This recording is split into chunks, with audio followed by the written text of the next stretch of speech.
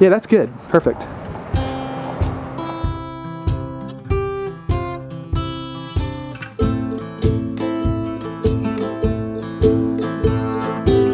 So I didn't know it was going to be on TV, man. I would have, you know, taken a shower. Or something. that's all right. It's all about, you know, in the moment. That's surprise.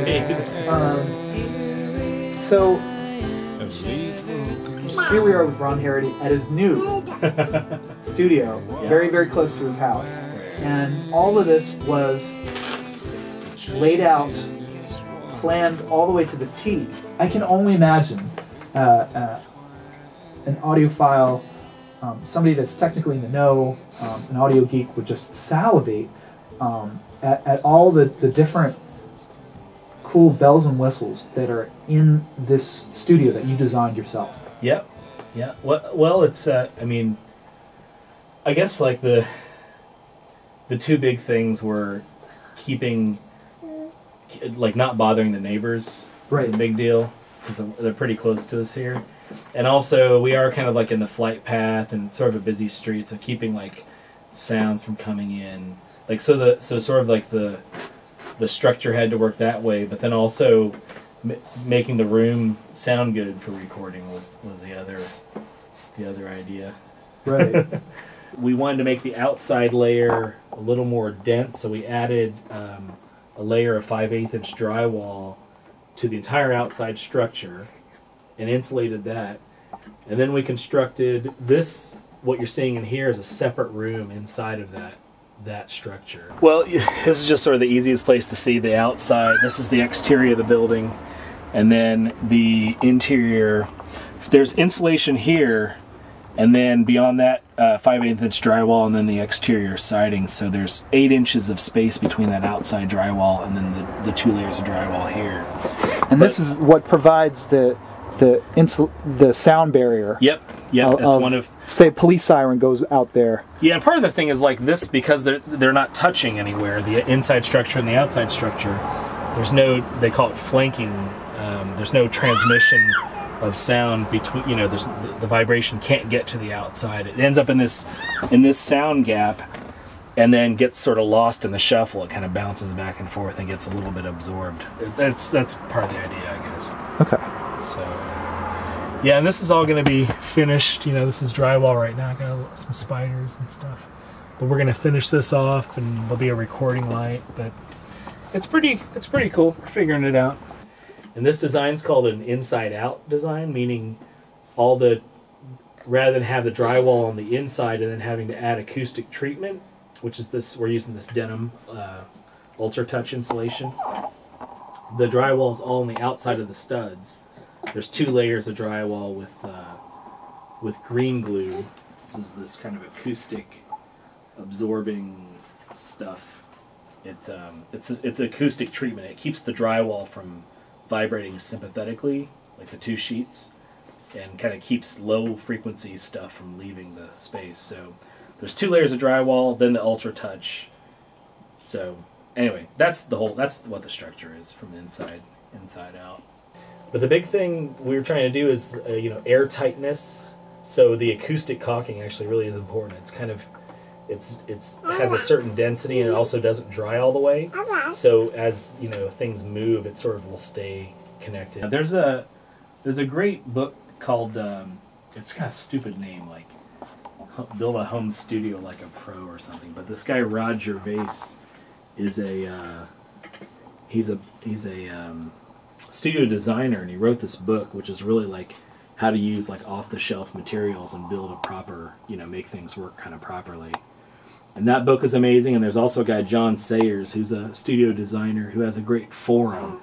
And between those 2 resources, I basically just did a ton of research and asking questions. And I don't claim to be an expert at all. This is all stuff I kind of figured out along the way. But everyone seems to think it's sounding pretty good. So it's kind of, you always hear like having a good sounding room is like half the battle, and it really does make things easier in the end. We worked in the warehouse, new systems.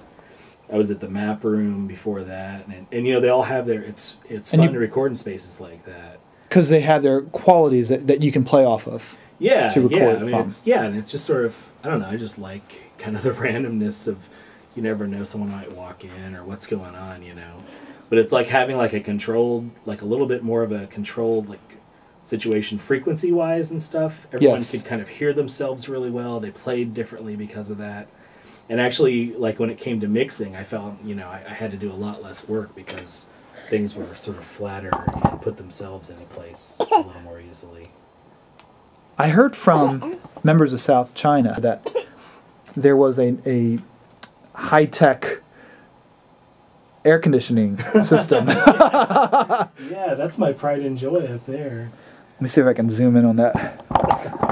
It's called a mini split. And what's cool about it is basically there's just a little hole drilled through the wall, and all the noisy stuff, the compressor, is on the outside of the building. And so this thing is Quietly blows in cool air. Yeah, and so yeah, even I'll crank it up, and it's amazing how, like, I think for most bands I can have the thing running and not have to worry about it. Yeah, so you can hear it, right? Yes. But it's not terrible. No, and it won't get picked up in a mic. Yeah, if you're recording, you know, a band or guitar or drums or something, I think you're okay. It's actually my heater and dehumidifies and kind of does everything, so Nice. it's kind of cool. Are you calling it anything? Do you have a loving name for this? Because you had the map room, you had, you know, New Systems Laundry. I'm still working on it. We haven't decided on anything yet, so it's been. I don't know why. It's been like one of the toughest parts of the process is to come up with a name for the studio. But Do you have an idea? And that's do I? No, I would think of something lame like The Shed. Yeah. And it sounds like you have big plans for this as well. Is opening it up for basically anybody around Portland and maybe across the country to record here.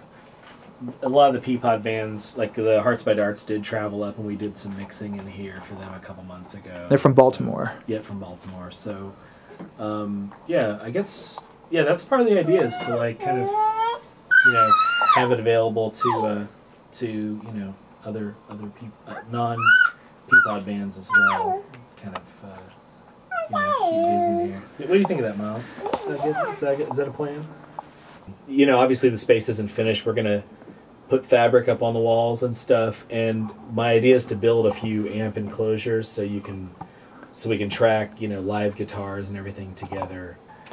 So I read, you know, the Rolling Stones, you know, recording sessions, what they did there. I read Mick Fleetwood's biography. Yeah. So I'm on to you recording hipster types. Yeah. So I want to ask you as the last question. Okay. Where's the crack? Make with the crack. Where's the drugs? Is it in there? It's all for me. Yeah. I have, you know, there's numerous hiding places in this place, so it's all for me. I knew it. The grounds don't go to the regular grid. They go to this, like, out back we have this little triangular star grounding thing, so they're totally isolated, which means you don't get someone's running an air conditioner down the street. You're not getting any of that noise on those plugs. So wow, that's great. All the amps, in theory, you know, it cuts down on noise. It actually has been really good. Like, my friend Jeff has a little Fender Silverface Deluxe that he records with, and we've had issues with it at other spaces, but here it's, you know, dead silent. It worked really well. Those stakes are crazy. They're like 8 feet long. I drove them into the ground. And they're like vampire. That's for vampire killing. Exactly. Yeah. Twilight, skeleton.